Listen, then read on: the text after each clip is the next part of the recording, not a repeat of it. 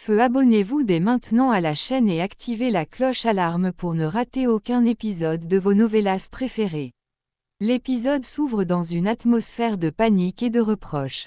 Un personnage exprime sa frustration face à la situation chaotique liée à Bia, se plaignant des yeux grands ouverts mais inefficaces de son interlocuteur.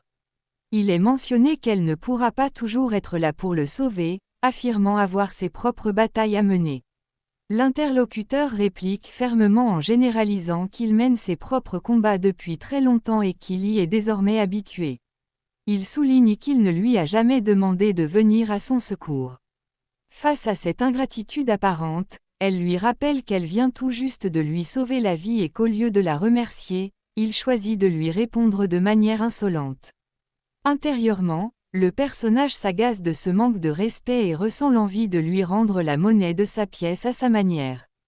Cependant, par pur pragmatisme, il choisit de se retenir car il a cruellement besoin de cette alliance à ce moment précis. Après un échange de regards tendus, un désolé, un merci et un de rien superficiel sont échangés, avant de décider de cacher définitivement le corps ou la présence de Bia. L'opération de dissimulation dans la boîte. La tension monte d'un cran alors que Prithvi et son complice tentent de ligoter et d'emballer Bia. Le processus est laborieux, le mouchoir est trop petit, la bouche est trop grande, et les reproches fusent sur l'incompétence de chacun à agir rapidement. Une fois Bia emballée, un problème majeur persiste: comment le transporter hors de la maison sans éveiller les soupçons des résidents et des invités? S'ils le sortent tel quel, leur crime sera immédiatement exposé. Ils trouvent alors une grande malle, une boîte, qui semble être l'endroit parfait pour cacher Bia. Malgré le fait que Bia ait passé du temps en prison, son poids n'a pas diminué, rendant la tâche physiquement éprouvante. Prithvi se plaint de la lourdeur et demande de l'aide, tandis que son complice rétorque avec amertume que si ce n'était pas pour la maison Lutra et les enjeux du mariage, il ne l'aiderait pas même à hauteur de 1%. Après de lourds efforts, ils parviennent enfin à enfermer Bia à l'intérieur du coffre, l'intervention de Girish et la sortie du coffre. Prithvi demande à Girish de transporter cette lourde boîte à l'extérieur de la maison. C'est à ce moment que des membres de la famille interceptent le mouvement, demandant des explications sur le contenu et la destination de la malle. Pour masquer la vérité, il est inventé que la boîte contient du matériel de prière destiné à la grand-mère. On fait remarquer que la boîte est extrêmement lourde et qu'il sera impossible pour une personne seule de la déplacer. Heureusement pour les conspirateurs, la boîte est équipée de roulettes, ce qui permet à Girish de la pousser facilement à l'extérieur. Prithvi insiste pour rester en retrait afin de s'assurer que le plan se déroule sans accroc, mais les complications s'enchaînent. La confrontation entre Prita et Prithvi. Prita surprend Prithvi et Monisha ensemble dans une pièce isolée, ce qui déclenche immédiatement ses soupçons. Elle exige des explications claires et directes sur ce qu'ils faisaient seuls tous les deux, mentionnant qu'elle ne peut pas avancer dans sa vie en gardant de tels doutes à l'esprit, d'autant plus que la sécurité et l'honneur de la famille Lutra sont en jeu. Prithvi, acculé, adopte une stratégie de manipulation émotionnelle et de victimisation.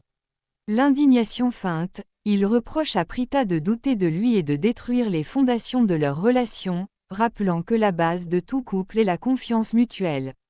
Le rappel du passé, pour prouver sa prétendue bonté d'âme, il rappelle longuement comment il a soutenu Janki Anti lorsqu'elle était en fauteuil roulant. Il affirme que c'est grâce à ses encouragements quotidiens qu'elle a retrouvé la force de marcher, même si sa perte de mémoire ultérieure l'a empêché de s'en souvenir publiquement.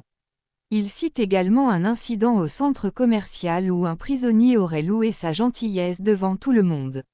Le mensonge de couverture, il prétend qu'il parlait à Monisha uniquement pour le bien de Karan, le meilleur ami de Prita. Il affirme qu'il essayait de convaincre Monisha d'annuler ce mariage insensé, mais que cette dernière a pris la fuite dès qu'elle a aperçu Prita.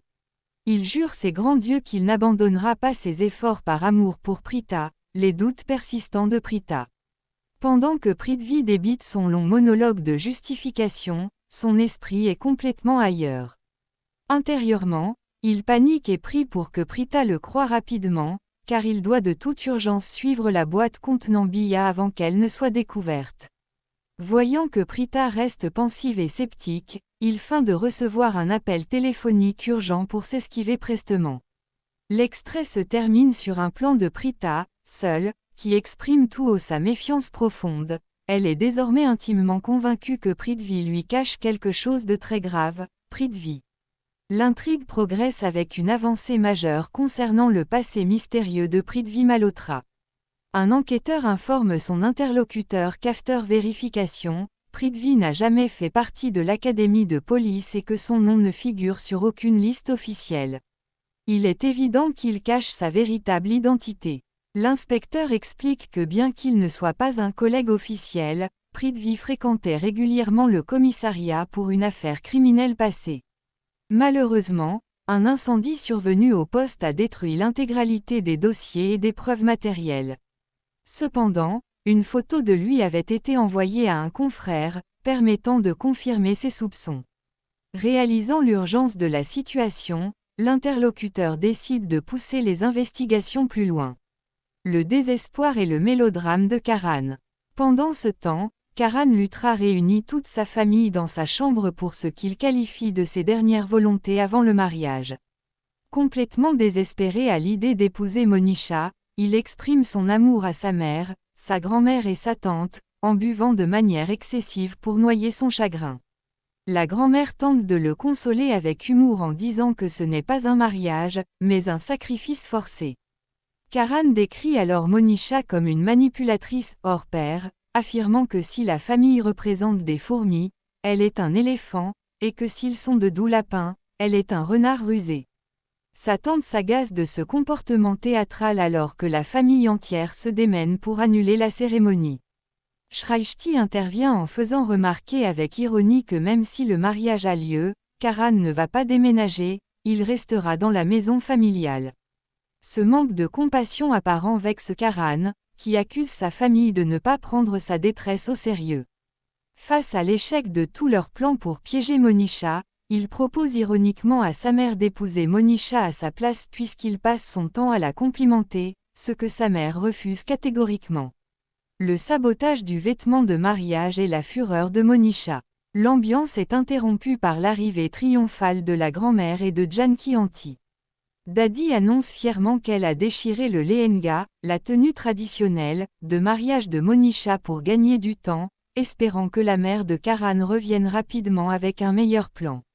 Cependant, Monisha débarque, furieuse dans la pièce, tenant son vêtement endommagé et exigeant de savoir qui a osé faire cela.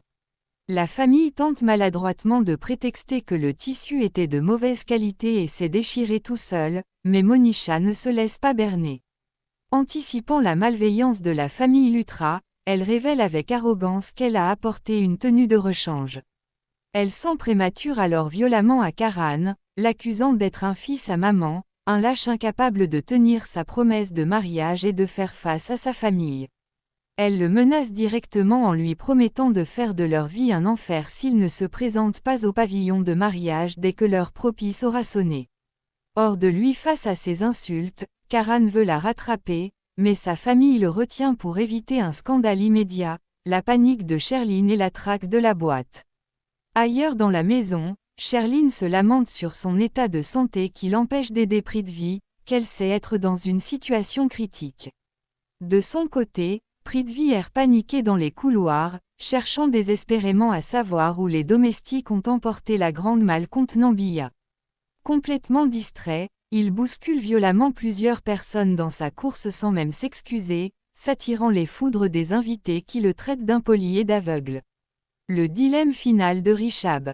Dans les dernières minutes, Rishabh tente de calmer Karan qui arpente les couloirs en colère. C'est à ce moment que les informations cruciales sur le faux passé de policier de Prithvi Malhotra sont partagées. Rishabh cherche immédiatement Prithvi du regard, mais ce dernier s'est déjà volatilisé pour poursuivre sa recherche de la boîte. Shrishti intervient et demande à Rishabh de laisser Prithvi de côté pour le moment et de courir voir Rakhi Aunty, qui est extrêmement tendu et en larmes à cause du comportement destructeur de Karan. L'épisode se clôt sur un Rishabh totalement submergé par les dilemmes, Il ne sait plus s'il doit s'occuper de calmer son frère Karan, réconforter sa mère en détresse,